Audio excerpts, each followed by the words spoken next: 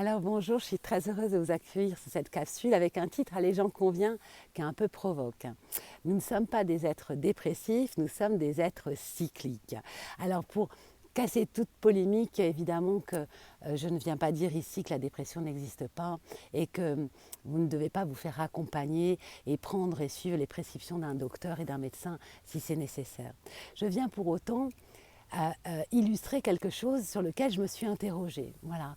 On est dans un pays en France où nous consommons beaucoup, mais beaucoup d'anxiolytiques. Et je me suis dit, comment se fait-il que dans ce pays merveilleux, nous avons un climat tempéré, nous sommes globalement très sécurisés, nous avons des aides médicales, nous avons de la sécurité en cas de perte d'emploi, nous avons la possibilité d'accéder à des logements si nous sommes en situation financière difficile, donc un pays où nous sommes très protégés. Comment se fait-il qu'il y ait autant d'angoisse, autant d'anxiété et donc autant de consommation de médicaments, quand d'autres pays ne disposent pas d'une telle organisation sociale et ne sont pas sur ces niveaux de consommation d'anxiolytiques.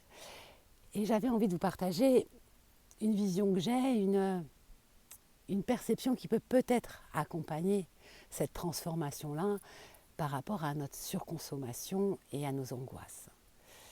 Nous sommes des êtres cycliques. Alors, à comprendre que nous sommes des êtres cycliques, c'est intégrer que régulièrement, nous sommes en phase de métamorphose et de transformation et que nous passons de cycles vertueux où il y a du succès, de la facilité, de la joie, à des cycles plus difficiles où il y a des impasses, des limitations, des impossibilités et où les émotions sont plus inconfortables, voire dans l'anxiété, dans la tristesse ou dans la colère.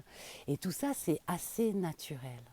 Si on intègre que c'est assez naturel, alors on ne va pas résister, on ne va pas amplifier ces périodes-là, mais on va pouvoir les traverser avec beaucoup plus de fluidité, de facilité, parce qu'on va les observer comme quelque chose de normal.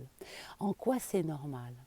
C'est normal parce que le seul moyen qu'on ait d'être dans des transformations de conscience et des transformations de comportement, de perception et de vision, c'est d'abandonner des choses ou de faire face à des réalités cumulées qui ne nous conviennent plus, qui vont donc créer de l'inconfort, de les comprendre, de les observer, de ne plus les vouloir, pour pouvoir renaître à une autre étape de joie, de légèreté et de conscience.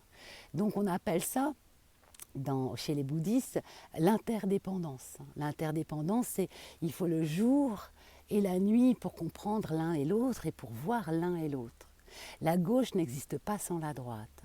Donc nos cycles de vie sont légitimes et normaux. Et si on est capable de ne pas dramatiser ces moments d'inconfort, de les observer, de les accueillir, en sachant que c'est impermanent, c'est une des lois de l'univers, rien ne dure jamais, alors on ne résiste pas. Alors on peut aussi accélérer le process du cycle en allant chercher cet inconfort et ce qu'il attend de nous dans la transformation qui va se faire naturellement ou simplement par intention.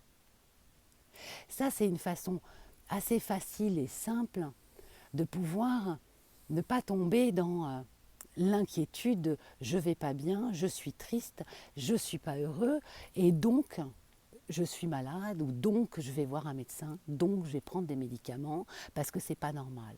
C'est normal. C'est normal de passer par de l'inconfort. C'est comme cette belle histoire du homard, du homard qui grandit et pour grandir et passer à une taille supérieure, il est obligé à un moment donné de faire exploser son ancienne carcasse, son ancienne coque, pour pouvoir faire renaître dans un plus grand espace avec une plus belle coque. Et donc ce moment d'inconfort, c'est un moment où l'être, comme l'animal, va se débarrasser de quelque chose pour acquérir quelque chose de nouveau. Et ça, c'est pas de la dépression. Ça, c'est pas de la maladie. Ça, c'est de la croissance, c'est du développement.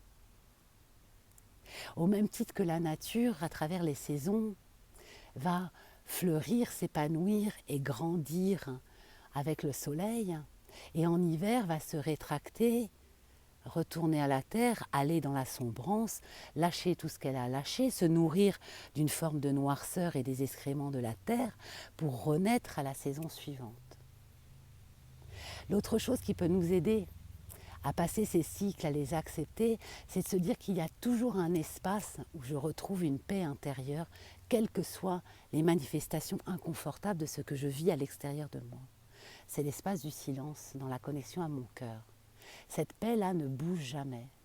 Donc quand on accompagne ces moments d'inconfort avec le silence et la connexion avec soi, alors ça se distancie encore plus facilement et ça dure encore moins longtemps parce qu'on retrouve cette paix dont on a besoin, qui elle ne bouge jamais et qui n'est pas liée à ce qui se passe à l'extérieur, qui est en stabilité à l'intérieur de nous.